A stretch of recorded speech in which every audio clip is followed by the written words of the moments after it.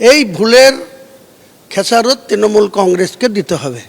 হুমায়ুন কবির তৃণমূলে থাকলে বা তৃণমূল থেকে বিতাড়িত না হলে হুমায়ুন কবিরের আজকের যে বাবরি মসজিদের সূচনা বা বাবরি মসজিদ তৈরি করার যে পরিকল্পনা, সেটা আখেরে তৃণমূল কংগ্রেসই বেনিফিট পেত।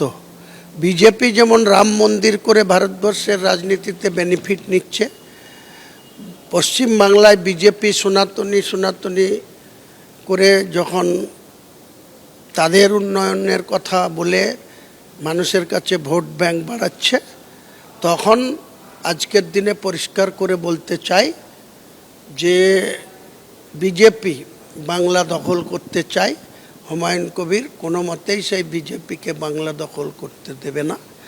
পাশাপাশি যে বাবরি মসজিদ করার জন্য যে হুমায়ুন কবিরকে সাসপেন্ড করে তৃণমূল নেত্রী যে ঐতিহাসিক ভুল করেছে, তার খেসারত তাকে ক্ষমতাচ্যুত হবে তৃণমূল কংগ্রেস।